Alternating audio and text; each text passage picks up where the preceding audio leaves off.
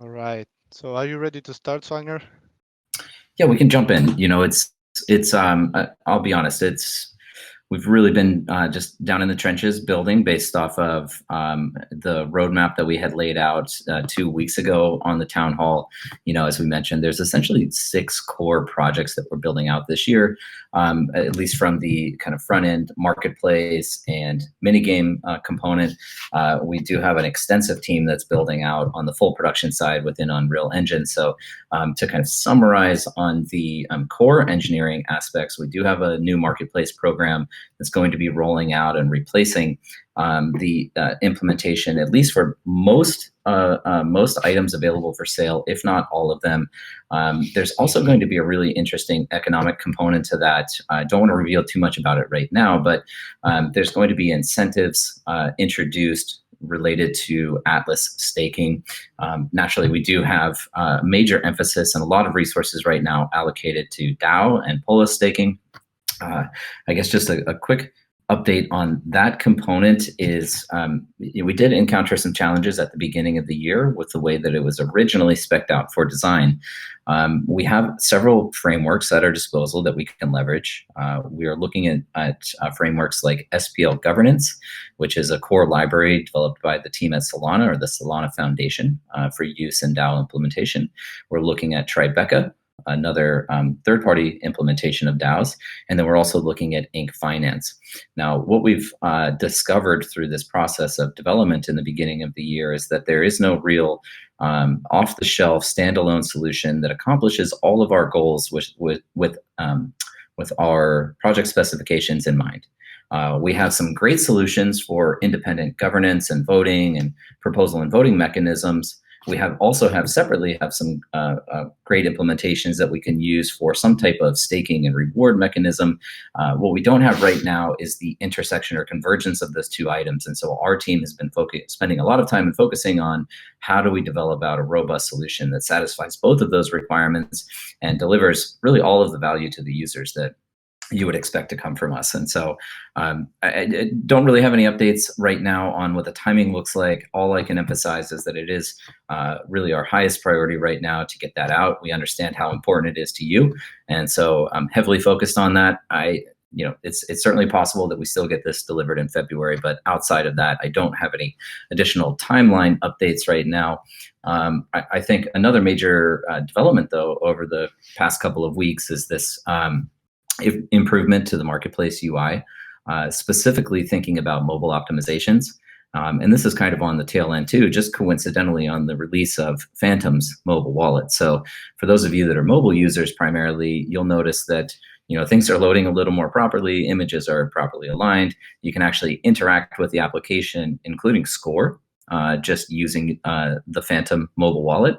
And we understand just how important this is, given the global community that we're targeting here. So people from all over the world that maybe don't have access to a laptop or a computer, or going into the future, these extensive gaming computers that are going to be necessary to engage in Unreal Engine will still be able to engage with us in some form of gameplay, even with their mobile device. So it's really great seeing those improvements roll out. Circling back, looking at things like ship configuration, mining, crafting, resource extraction, and improvements to things like score going into the end of the year. With respect to the Unreal Engine development, we have a great team fully dedicated to production on that environment. And I guess the one comment I would make there, and the questions that we've gotten have been with respect to multiplayer functionality. We think that that's going to be a critical component of the release of the showroom. We are targeting to have multiplayer released alongside the showroom itself, but if it's not, it would be a future enhancement on that product. But what's going to be really cool about it, once again, to kind of recap, you'll be able to view your assets at scale in Engine. There's going to be some exploration in there that you can kind of, it's quite a large map and environment, so you'll be able to run around and explore that map. And ultimately, we think that this is going to be a great environment for various communities, including the DACs out there that exist across Star Atlas, to be able to do things like host their own town halls or guild meetings or strategy meetings. So still targeting Q2, Q3 for some release of the showroom. Getting a bit more specific into the production side, we've got 6 new ships. This is really from Danny's department. Again, hoping to have him up with us sometime. Again, he's completely buried, so I'm happy to take the charge here, but hopefully we'll get him back up sometime soon. But this is coming from Danny's department. We have the next 6 ships fully concept complete, so those are prepared for rollout. We did onboard a new head writer. So the head writer is going to lead various components of lore and storyline behind Star Atlas. We also have, I want to be real careful about this, but we are taking a multimedia approach to the release of content across Star Atlas, and we've received completion of the initial draft of art that's going to be related to this unannounced lore project. But I'm very excited about when we can officially announce that to you all. As I said, we've continued the progress on the showroom. We've specified now the multiplayer scope with an emphasis on that. And I think it's really cool, this foundation SDK that our team is building, which is an embedded launcher, game client with a Solana wallet, Web3 integration. And once again, I'd point out here that we are looking to open source this at some point in the future. So developers of Unreal Engine will be able to have a simple process to integrate Solana directly into their game experience as well. I emphasize that because it is important. While we're focused very, very heavily on building out this game today, we see a major opportunity to create an environment for external developers and external user-generated content to live inside Star Atlas in some way, whether that's ancillary or tangential initially, or ultimately living directly inside the Star Atlas universe. Providing tooling like this is going to enable that type of creativity and innovation to exist across Star Atlas, across our economy and within this universe. We did also experience an aggressive expansion with one of our vendors. It's Vert Paint. So they work on ship and character game art. They specifically focus on hard surface work, and so they've been greenlit to rapidly scale their team. In fact, everywhere across this company, we're scaling. And that extends out to those third parties and vendors that are working with us in a dedicated fashion. We're helping to build their teams so that they can help us deliver on this product. Hanno Hagedorn is starting next week as a character art director, working with Spearsoft Vert Paint and our in-house team, Automata, to build out full character, creature, visual standards, and pipelines for the different species and their multitude of outfits. Seen some really cool concept art that gets delivered on our internal Discord, and I'm sure some of those will be released to you all out there in the near term. Toby Olson, this is a Star Atlas original team member. He's been with us for a long time, moving into a general art manager position, working closely with Danny, and they're going to be creating an umbrella that follows all art production. So Toby has 25 years of experience in CG games as a senior level animator, VFX, and modeler. So also the production lead at CG supervisor, working with teams from Sony, Cartoon Network, Blur Studio. That's referring back to Toby as well. So he also worked on projects like Superman Returns, Farscape, Armageddon, Twilight, and much more. So as you can see, the talent that we're bringing on, these are deeply experienced and talented people, and that's the caliber of personnel that we want to have here at Star Atlas. So Toby, congrats on that promotion if you're out there listening in at all. Let me take a quick pause. Santi, any thoughts, any questions? I will let you get a quick pause, man. You're doing a great job as always, covering everything. This Wednesday we talked about careers inside in-game. So next week we are going to talk about POLIS and the importance in the Star Atlas Metaverse. So I highly encourage everyone to join. Also, we have 2 giveaways ongoing on Twitter. 6 people will win 1 air bike each. So I encourage everyone as well to look at our Twitter and find the links. So that is great. Everyone can participate. And also, again, a reminder that we have the Town Hall after party on Twitter right after we end here in the Town Hall. on Discord, we will move to Twitter for the after party. So those are the main updates from a community side, Michael. You can continue if you want. Yeah, fantastic. Thanks, Santi. Great updates, exciting stuff. I love the content coming from marketing comms and the engagement that we're able to generate from that. But also, it is important for us to provide assets to people who may otherwise not be able to purchase them. And so, really excited that we're going to be giving away some more ships over the course of the year. Fun Yeah, stuff. you should join us on the Atlas Brew on Wednesday, Michael. I will leave it there. You have the invitation, man. You have the invitation. Well, you have direct access to scheduling. Would love to get that on the calendar if at all possible. So, just dovetailing a little bit on that, by the way, Santi, on community, I've kind of noted in some of my commentary with the community this week that I have been traveling. And not only have I been traveling, but a lot of people across our team have been traveling. And so the Solana Foundation rolled out this really cool program where they have hacker houses all over the world. And so a bunch of our team members have been stopping into the various locations, whether it be Chicago, LA, Seattle. There's up and coming for Moscow. So it's really exciting for us that our team members are now able to get out there in the development community and start interacting with other people, other developers and innovators across the Solana ecosystem. I specifically this week was, spending time in Miami, but also had a great opportunity to go down to the Bahamas. It was a very quick trip, but for anyone not aware, FTX has established their headquarters there now. I think many of you know FTX has been a fantastic partners of ours really since inception of the project. We were speaking to them before we even debuted to the public. And so we're looking at enhancing and deepening that relationship through mutual events and experiences that we can create. And so I had a great time going down there, connecting with their team, but also a really fantastic time connecting with the local Bahamanian community. It was great. Coincidental, they happened to be throwing a crypto event, meetup and gathering. There were a couple of different crypto community cohorts that were present. And I have to say, I was really inspired and kind of shocked at the turnout. The venue was at capacity and people were being turned away. So really cool, again, just to see the activity from places all over the world, and look forward to more events like that going forward. Just in closing for me, I do, as always, we want to make sure we save some time for Q&A here at the end. So just wanted to get a little bit into our human resources and talent acquisition. It's something we always like to update you on.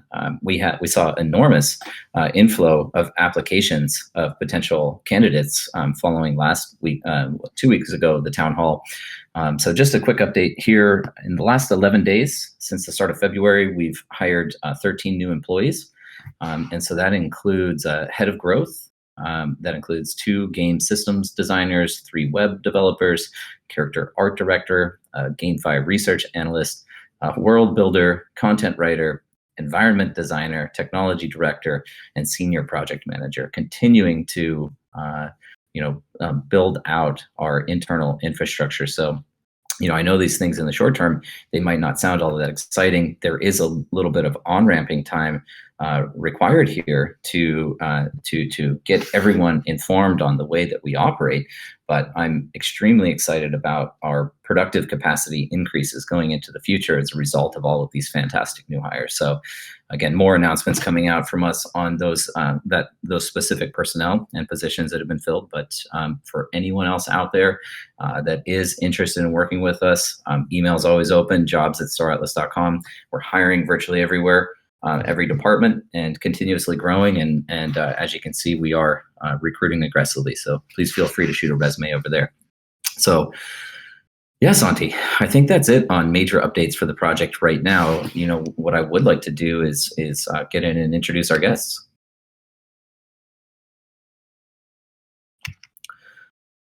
So let me do this. We do have both Dan and Sarah with us today. Dan's on, as I said, in-house general counsel. Dan, would love to hear from you directly. When you joined, you've been with us for a couple of months now. Maybe tell people a little bit about when you joined, what a day in the life on the legal side is like, and maybe get into the IP issues a bit. Yeah, thanks so much for the intro. Really happy to be here speaking with everyone. I've been listening to these town halls for a while. I never thought I'd be speaking at one, but it's been quite the experience. I've only been here since November of last year, so just a few months at this point. But it's been a blast. Just a little about myself. I'm a long time gamer. I've always been drawn to any sort of like MMO or any sort of game that has PvP type of elements, player versus player. Ever since Ultima Online or Diablo 1, I've been playing online games. I have had a stint where I was fairly competitive in certain games. Like my claim to fame is in World of Warcraft. I was the highest rated warlock in the entire world across all 3 arena brackets for a period of time. That was actually the summer that I was supposed to be studying for the bar exam, and luckily I passed the bar. And then I started working as a lawyer about 10, 11 years ago. And I've been doing all sorts of corporate work, commercial litigation, some corporate restructuring. I've worked on multi-billion-dollar restructurings, which honestly are just hilariously inefficient in how they work. You have like 100 lawyers trying to figure out who owns what and who is owed what. And when it comes to corporate records, it can be very, very confusing. And that's actually working on those and then seeing kind of the emergence of DeFi and crypto really just highlighted how inefficient the traditional finance system is and how much good the blockchain systems can bring to just identifying who owns what. You can see exactly how many token holders there are of any particular token, what the total supply is, and just the freedom that comes with DeFi, I think is really eye-opening. So the opportunity to join Star Atlas really, it was basically combining all my interests, which were in finance and decentralized finance, also with gaming. I've been a lifelong gamer. And also, I think what really drew me was the kind of the vision behind the DAO. So having a very decentralized organizational structure. Star Atlas's DAO vision is way more ambitious than anything I've seen in the space. I mean, there's a ton of DAOs out there, but many of them are really quite basic. Basically, people vote, 50.1% vote yes, then the treasury will disperse a certain amount of tokens to be used for some purpose. But that's pretty much the extent of it. And I think what we're working on here at Star Atlas is going to be, it's really going to be groundbreaking, and it'll completely change the way people think about DAOs in the future. But yeah, I mean, being at Star Atlas has been fun. My day in the life is, it varies quite a lot day to day, but I've been working on all sorts of transactions, so negotiating transactions with all sorts of counterparties, kind of doing risk assessments for the organization as a whole. As you can imagine, we keep a very close eye on a lot of developments around the regulatory scene, and just making sure we understand everything that could affect how a DAO would function. We keep a very close eye on that, and without going into too much detail, we are preparing for a variety of outcomes so that we can continue to build no matter what happens in any jurisdiction. But yeah, I think the issue that has come up a lot lately is around intellectual property, because as I think a lot of people in our community want to do, they want to keep building, they want to use the Star Atlas IP for a lot of different purposes. And for us, it's been a little bit, it's challenging to come up with a very simple rule, a simple bright line rule about how you can use Star Atlas IP. But the bottom line is that we really want to encourage external innovation. So we want people to be able to use the Star Atlas logo or to use Star Atlas artwork, and have the freedom to do so. But at the same time, we also have to balance a quality control type of value that we have, which is, we want, more than anything else, we want people's first impressions of Star Atlas to be, this is amazing, to be like one of amazement and wonder. We want people to see Star Atlas, gameplay and know that it is really high quality, incredible stuff, and that it's immersive and that they want to jump into it. So for now, we're taking an approach that balances those sorts of concerns. We just put out a Medium article. It's linked in the, I think, announcements or social media channels. And the basic gist of it is just like a 3-part policy, which is first, no commercial use of Star Atlas IP. And I'll come back to that in a second, because it's obviously how you define what a commercial use is can be very, can be challenging sometimes. The second is pretty straightforward, but it's no confusing uses. So don't stick a Star Atlas logo at the top of your site in such a way that people would, like a reasonable person approaching the site, would think that this is a Star Atlas team, like an officially endorsed or officially created product. Having a disclaimer will help a lot with that. And the third thing is quality control. We haven't really exercised this particular prong of our policy. I think what we've been seeing in the community has all been really encouraging for everybody internally. Everything has been high quality. There's been obviously, whenever we do find a scam or any sort of malicious site, we take it down immediately. But for the most part, we do want to just encourage people to keep building.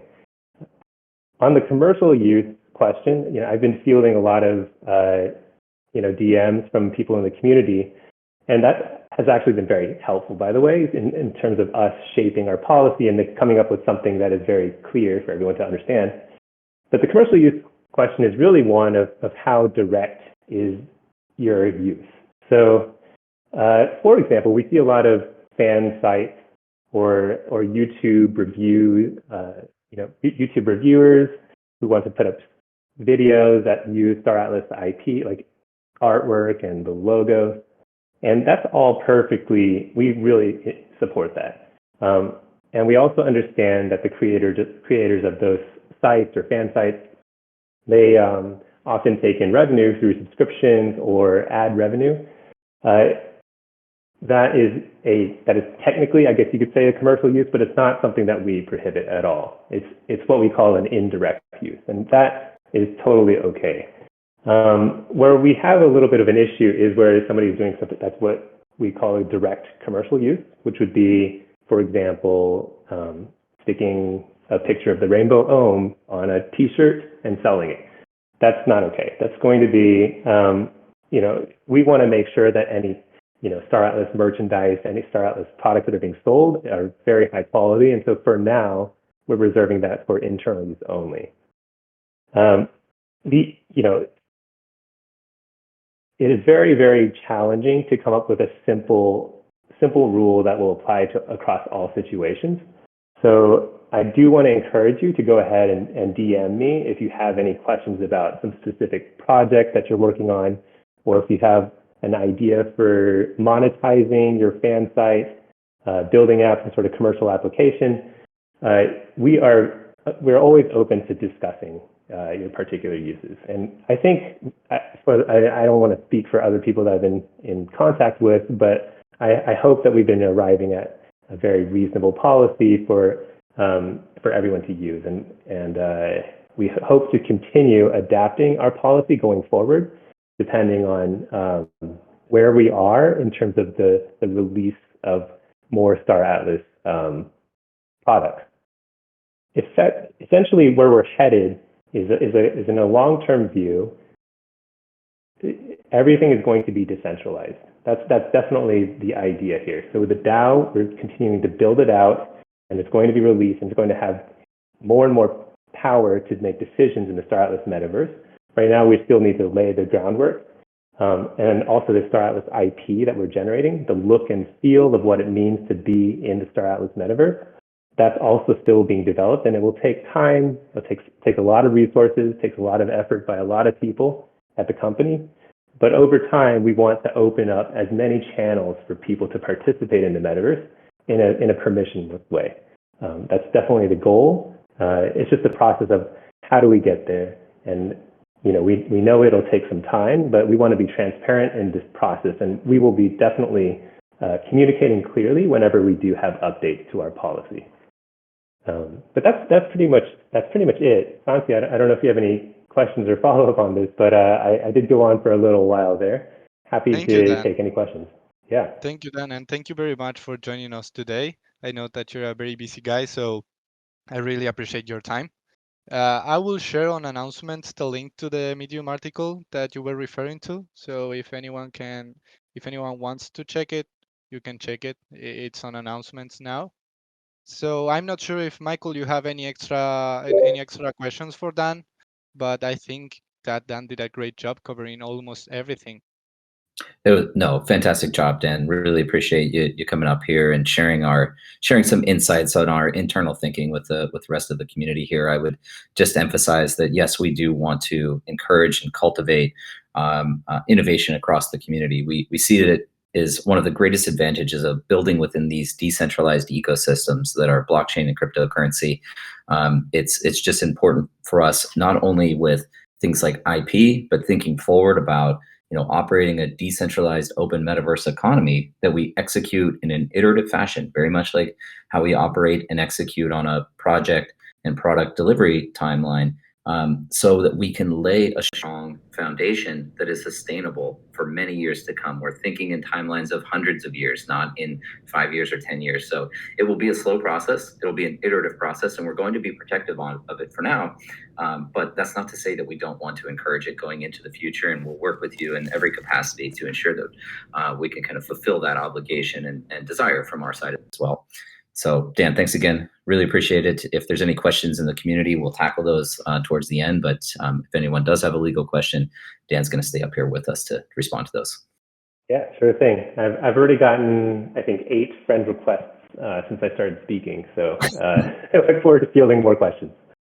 I'll just close with Dan by saying that, it was one of the funniest things I've heard from a team member.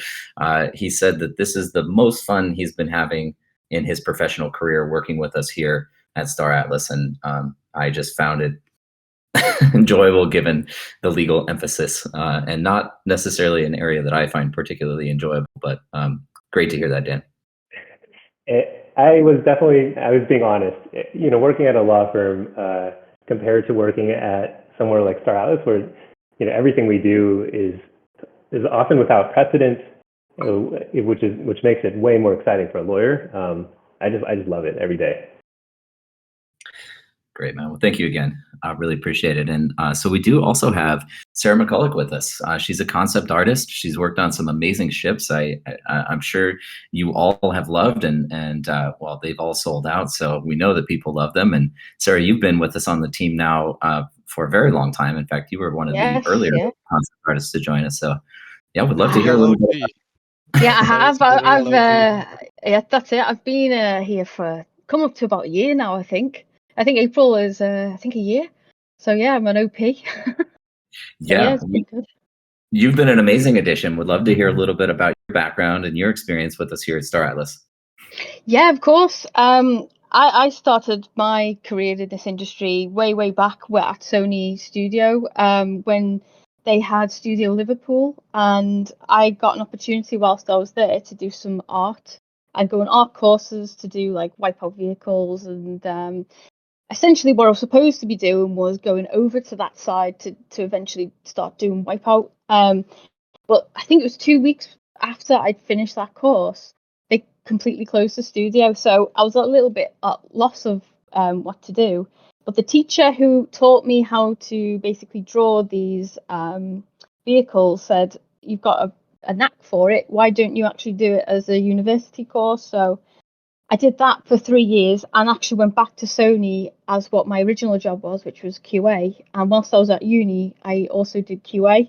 And then right after uni, about 2 weeks after I finished, I ended up at Star Citizen as an intern.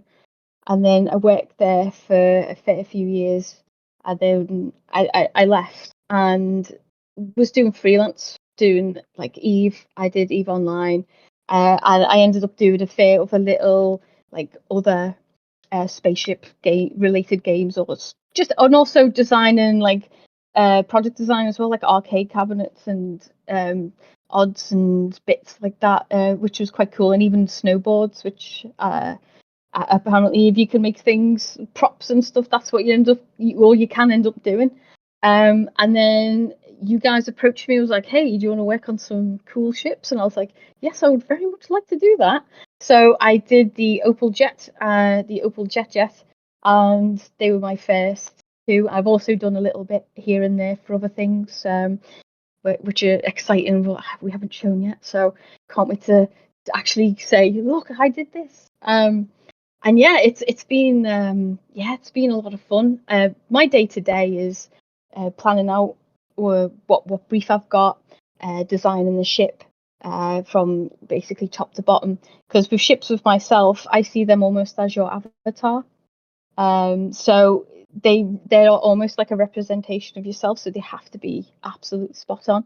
And yeah, and also has to have a cool factor as well. So so it's always really good. Yeah, thank you for joining today. Again, we really appreciate you joining us, and we prepared some little questions for you. I'm Yeah. sure that the community will love to know in which ships you worked, which ones you created, and also where you found the inspiration to create them. So yeah, the Opal Jet and the Opal Jet. I I really love the insect world, which is why the jet bike, or the Opal bike, looks very insectoid, because there's a certain sleekness to, like, when you break it down on like an insect. They've got like beautiful carapaces, and some of them are very elegant, and the way they fold, like I was looking at the intricacies of how they fold a ladybird wing into its own carapace. And it's all that stuff that I really get a lot of inspiration from, is the natural world. The Opal Jet was obviously a big retro looking vehicle, which is one of my first loves. Is the old school vehicles. One of my favorite is a old school GT40, which I'd love to have a ride in one day. So that was an absolute pleasure to work on, and it was also really good to work with Danny on it, because obviously I work quite closely with Danny, and it was just basically like a really, really nice backwards and forwards of like, hey, let's try this, and how about this texture for the seat, and let's go a little bit old school with like the steering column, and but like let's mix it up a bit with having some sci-fi retro feel, and it's just an absolute pleasure to actually have that freedom to just go a little bit full ham on it. And yeah, I absolutely love it. It's great. Thank you for sharing the insights of the creation. You know that the community calls the Opel Jet the Space Lambo, so I guess that everyone loves Yeah. it. Oh, thank you. Yeah. Yeah, it's There, absolutely my pleasure. sure. I've seen some of the upcoming concepts you worked on as well, and yes, unfortunately, we can't share too much about it right now. Really excited for the reveal of those as well. Yeah, honestly, like usually, as I say, a lot of the places where I've worked off last are very constrained and very like headstrong, where they want to see a certain thing. But here, I've been actually been able to have the flexibility of going to Danny and going like, hey, can I just try this? Do you think this will work? And he's like, go for it. And to actually have someone have your back like that is really, really cool. Like, it's just so nice to be able to be like, right, I know I can go with Danny with this. It might seem a bit crazy, but let's just try it and see if it works. And that's how we ended up with the jet folding in the way it does, and all the centerpiece folding out. And yeah, it was just so much fun. It's so much fun. I love to hear that. And, I think it does kind of raise a question. We have quite an extensive art team right now working directly with Danny. And I'm kind of curious if, I think the perception a lot of times is that the artists are kind of, down in the trenches by themselves, focusing on their art. But what is your interaction like with other members across the art team and production team? Well, Gary, I've known for a long time, and he's on this project, my art director. So it's really nice to like bump into him again and actually work with him directly, because obviously we've got a good history together, and obviously working with the other artists as well. Obviously you can't see our Discord, but we always go on going, oh hey man, that's so cool. How have you done this? And just having a really nice backwards and forwards of other artists, of like certain techniques, how you approach something differently, because every artist works differently. and it's really cool to actually, as an artist, get into the mind of another artist, especially because, as you say, we can be quite isolated sometimes. So when you end up either bumping into people you know, another guy as well as Mike Oberschneider, I've worked with him in the past. So again, I always jump on. I'm like, hey Mike, how have you done this? And yeah, it's just great to just work with really like-minded and friendly artists again, and just pick the brains. I love it. Well, really appreciate you being up here. You've been a great addition, and love to see that you're coming up on 1 year anniversary. And again, just thank you for joining us up here on stage today and sharing a little bit about your life, both background and with Star Atlas. So thanks again. Oh no, my pleasure. Anytime. As I love doing these. They're great. Awesome. I think going into the future, guys out there in the audience, obviously we are operating on Discord right now. The downside to Discord is that we don't really have the opportunity through these amphitheaters to provide any type of visual display or screen sharing, or even seeing the people behind the avatars and the icons. So going into the future, especially as we roll out things like the showroom, hopefully we'll be able to bring more interactive experiences to you all. So with that, we do have Chip up here, and Chip, you've been, you're very close to the upcoming feature releases this year. Any updates you want to share with us from the game design perspective? Yeah, so this week's been jam-packed with prioritizing our feature releases for this year. We're really trying to get right the scope of the near-term releases, and then the roadmap of how they all are interdependent and the order in which we're releasing them. So hesitant to give any details because we're in the process of finalizing that, and then we'll most likely update our roadmap with better and more clear guidance on the gameplay as we're releasing it.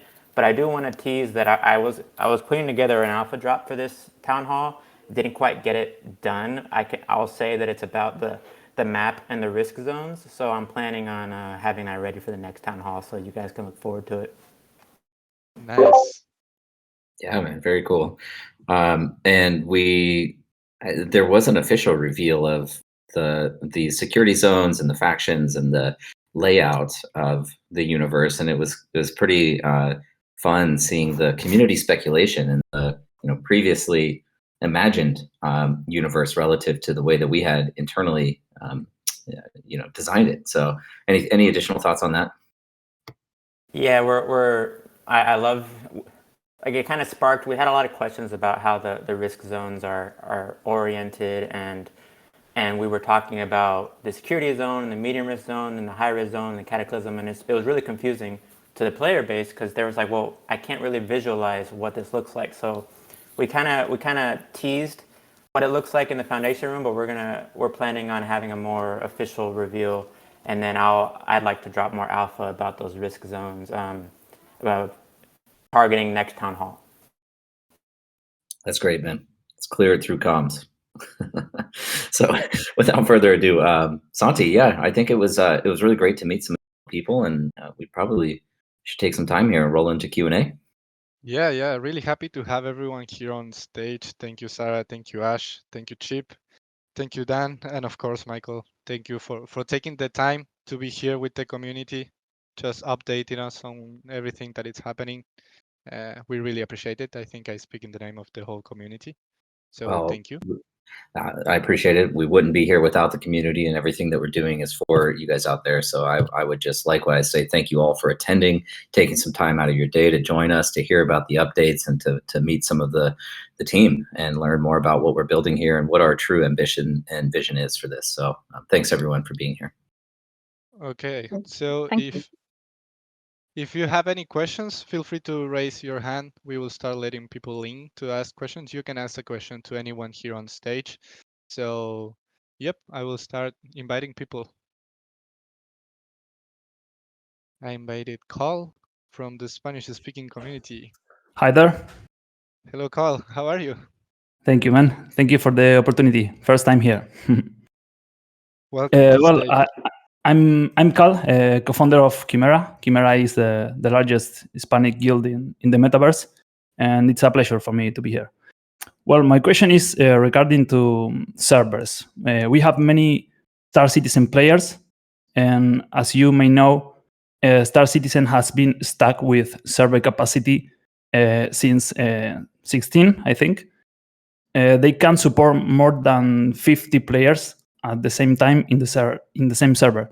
My question is, how do you plan on preparing server to support thousands of players? Thank you. Well, Cole, welcome. It's great to have you up on stage for the first time, and really appreciate your support of Star Atlas. And we have seen definitely a large migration of users from existing MMOs like Eve and like Star Citizen over to Star Atlas. Unfortunately, I can't really specifically answer your question right now. What I would say is it's an area that we are dedicating a lot of time of R&D into.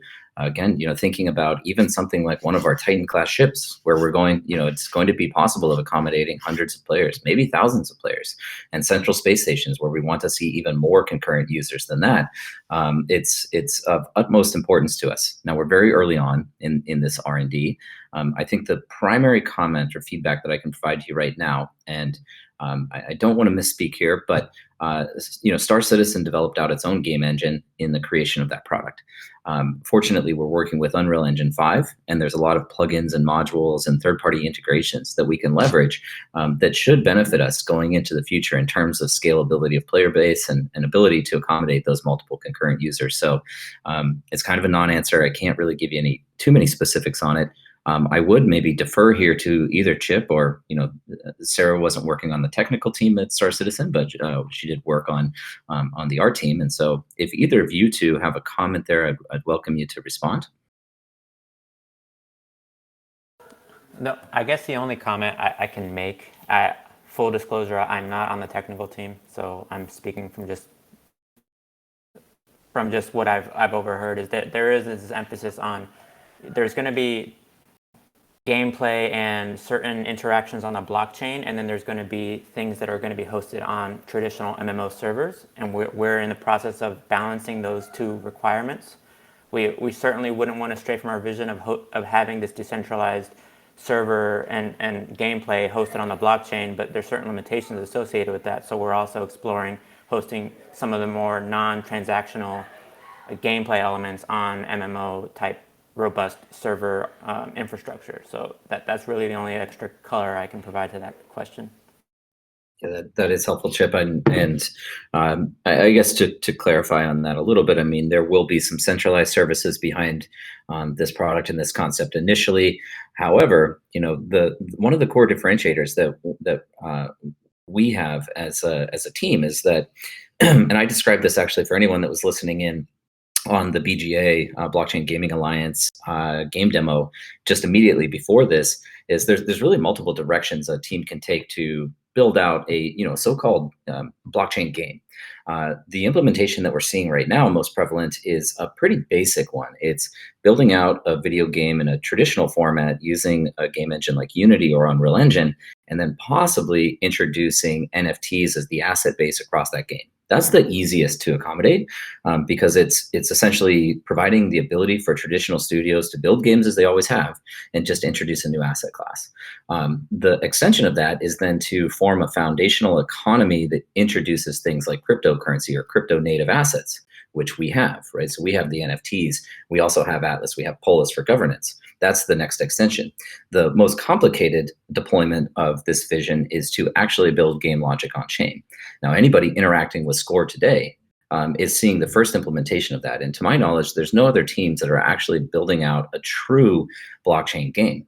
I've mentioned in the past, some of the benefits of that are synchronicity across various game environments. So somebody that's interacting with an object on their mobile device would be reflected on the web client, and it'd be reflected in Unreal Engine. If you place a building with your mobile phone, somebody using their desktop computer would actually see that item be placed in real time. But this adds a significant degree of complexity to the way that we develop out. However, the benefit to that is that over time, we do have the ability to create this censorship-resistant, fully decentralized ecosystem, which means even in the future, again, this is distant future, but it would be possible maybe pending R&D, that the game servers themselves, which are traditionally centralized services, can actually be decentralized and operated by the community as well. Therefore, providing and building the architecture and infrastructure in a truly decentralized form. What that means is, not only are players holding POLIS and staking POLIS able to govern the future of the economy and game design, but the hosting itself of this is actually facilitated by the community, and ownership is delivered to the community. So long-term thinking, but hopefully that helps respond a little bit to some of your concerns. Yes, thank you very much. Thank you, Cole. Thank you for the question, Cole. Thank you, Glad to have Santi. you here on stage. Okay. I will let someone else in. I invited Metagonzo. Metagonzo, feel free to accept the invitation. Hey everyone. Can you hear me? Yeah, we can hear you. Welcome to the stage. Hello. Hello, we can hear you. Hello, can you hear me? Oh, Michael, can you hear him?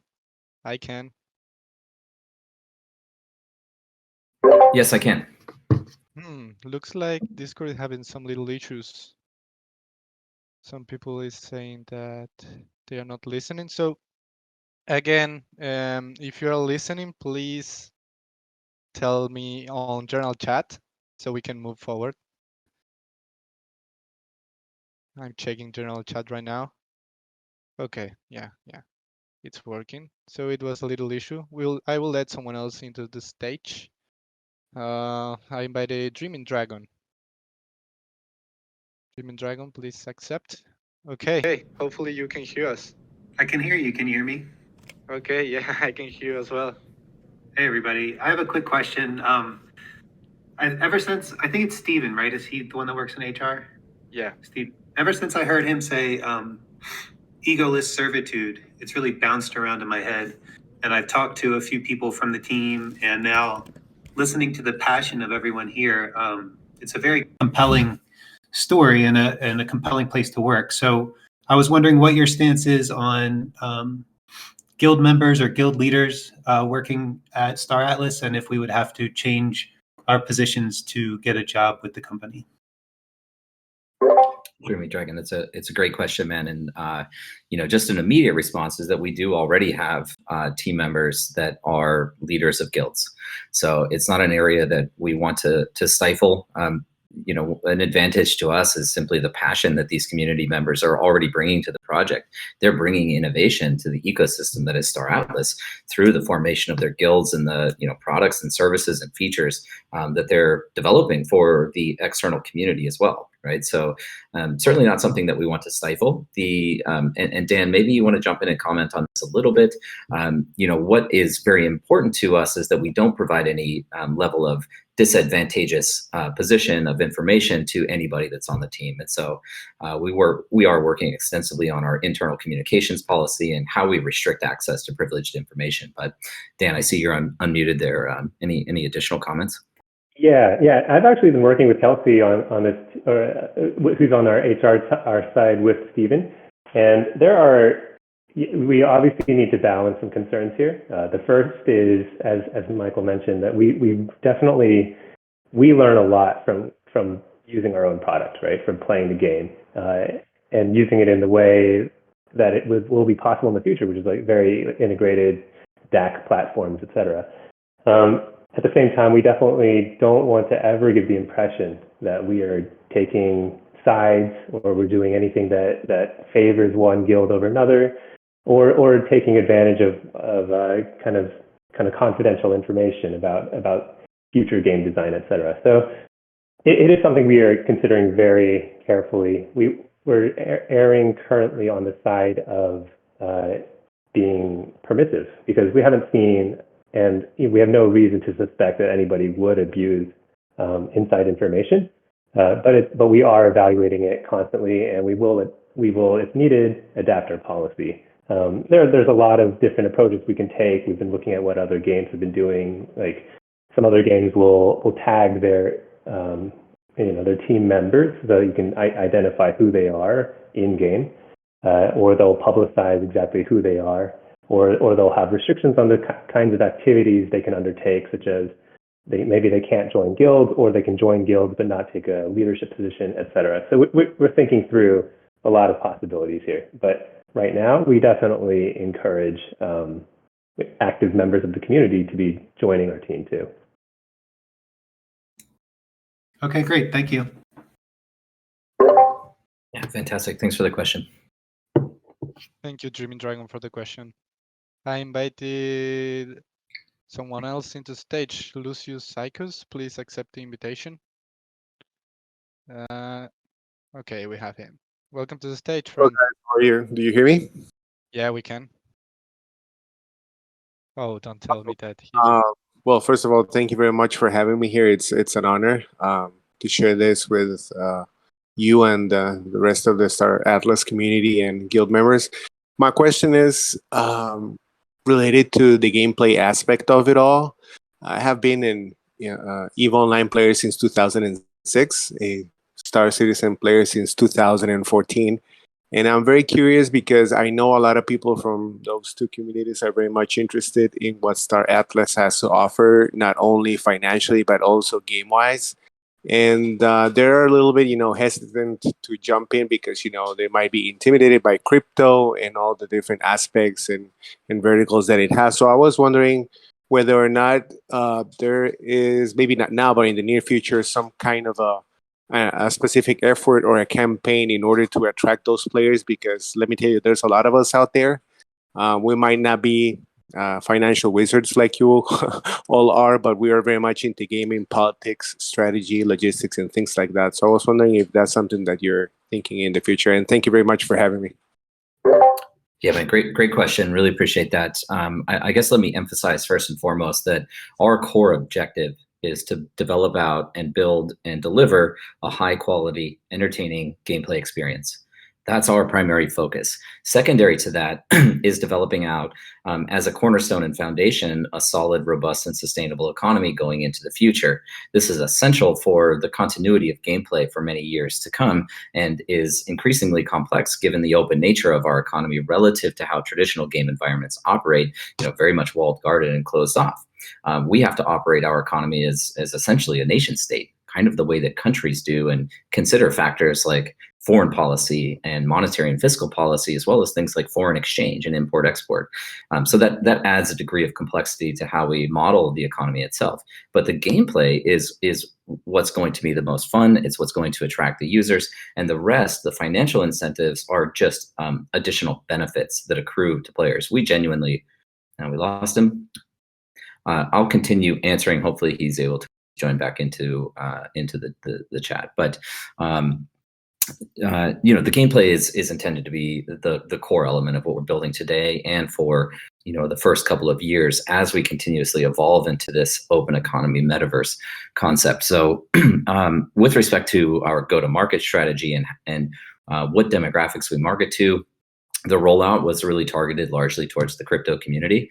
There was a team that provided a webinar that identified really 9 different cohorts, but let me just kind of summarize it into 3. And it's kind of this investor speculator category. These are people that are, call them whales, or people that are fluent in crypto, that have a desire to purchase these assets, whether they want to play with them or not, kind of for the speculative potential of it. There's the play to earn cohort. So these are people from emerging markets, developing nations, really anybody all over the world that identifies play to earn as an opportunity for them to improve their quality of life, to potentially earn more as a form of income than they could earn working a job in their local community, local economy. This has led to the statement around why I believe that we are going to see the largest labor market the world has ever seen. These highly efficient and highly competitive labor markets around the world. And then the third cohort is really the traditional gamer who wants to, maybe doesn't care so much about crypto or DeFi or blockchain or even the financial incentives. They're just looking for a great game to play. Now, we want to be careful and strategic in when we start recruiting and promoting to these various cohorts. We focused heavily on the people that were in the crypto ecosystem because there are things like security concerns. There's financial consequence to not being able to protect your NFTs or protect your crypto. And, Santi, I'm sure we'll close, but, for everyone out there, again, scams are everywhere. So you have to be extremely careful about your interactions with other people across the crypto ecosystem. So we focused on them first in the presentation of our vision. And what has been really surprising, but also encouraging to us, is that we've seen a lot of traditional gamers already start to associate with the project because they believe in the vision and they believe in the gameplay and the mechanics and what this can become. So going towards the future, though, as we start to deliver more modules that would be really enjoyable and would be interactive with the traditional gamer, then we will start to increase marketing and communications efforts to them. We just don't want to do that prematurely, wherein people might be disappointed with the timeline that it takes to create this superior product that we're building. So unfortunately, we lost him, so he can't get any follow up there. But but again, hopefully that helps. All right, Michael, thank you for the answer. I'm sorry that we lost our community member who asked the question. But we are already 1 hour in. Do you want to take one more question, or how do you want to manage this, Michael? Unfortunately, today, Santi, I do have immediately following this. I'm actually quite excited about it. It's an internal demo day with our engineering core, and we're going to be getting some updates on all of those roadmap items that we've been discussing today. So I'm looking forward to getting those updates now, and I do have to hop onto that call in 1 minute. Okay, Michael, thank you very much. Again, we really appreciate you being here, and everyone here on stage as well. Thanks for joining today. This was the Star Atlas Town Hall. So no further comments from my side. Michael, I will let you add something if you want. As always, Santi, appreciate you hosting, man. You do a fantastic job. Sarah, Ash, Chip, and Dan, appreciate you being up here with me and sharing a little bit of that back kind of stage access and insight. So really appreciate you guys and everybody else on the Star Atlas team. You're doing amazing work, and we really appreciate you. And of course, everyone out there in the community, thanks so much for joining us. And we really look forward to bringing these products out that you guys are going to love. Yeah, so no extra comments from Michael. We will see everyone right now. Go to Twitter. Ash is hosting the Town Hall after party. So I would love to see everyone there. We will discuss about the news dropped on the Town Hall, and maybe we can get some extra alpha from some team members. So I really encourage everyone to join. And nothing else. Thank you for joining today. We really appreciate you being here, and power to the people. And stick it to the man. Thank you, everyone. Thanks, everyone. All right, thanks, guys.